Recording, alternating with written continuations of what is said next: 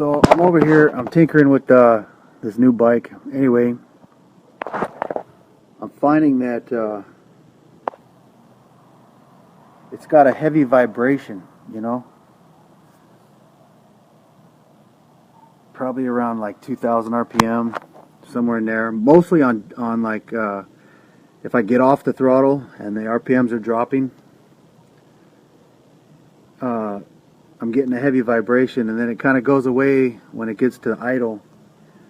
So, taking a look, and it's just so you guys know what's going on with these Dynas. Let me get down here. So, this bike's got 3,000 miles on it, literally one oil change, right? So, but that's got nothing to do with the age of the engine mount. I'll show you here. These engine mounts, they get old and sag just sitting in a garage. This engine mount is going to age and sag and droop, and then on top of it, so here's your engine bracket, and on top of the engine mount, the isolator, is this rubber hump. Okay, so that hump is there as a stop, a dead stop. And what that's for is when the engine moves a lot. So anyway, if your engine mount is sagging and you got a huge gap underneath the bottom, and then the engine is constantly sitting on this bump, right? Now you're going to get a lot of extra vibration in the drivetrain. So there's even a service bulletin out to where you take a blade before you install a new engine mount, or if you take an old one out, you can actually cut this rubber hump off. It's soft, and you can actually cut that fucking mount off. That hump off the top of the mount. So the only problem with that is you still end up with a sagging engine mount. You just don't feel it bumping against that hump.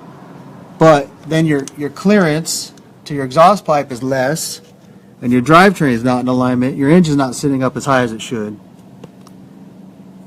So anyway,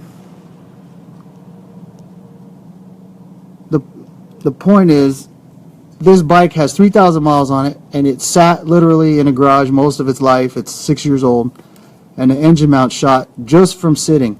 So change your engine mounts. If you can't get a blade to fit between that hump and the engine bracket, then the engine mount's shot. That's it, man. Alright. So what we got a new mount. And fuck these Allens that come in the stock mount. They only, just so you know, they only reach halfway into the metal of this mount of the isolator.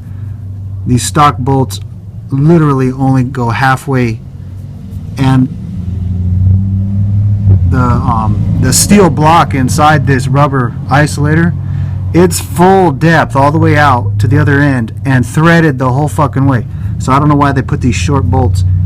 So I got some full length grade 8, put those through, and then cut down the hump on the new mount. And so we got, you know, plenty of room. It can sag. I always watch these, the hump is there, it kind of tells you what's going on, but I always watch these. When this space looks small, I will put a new one in. So there you go.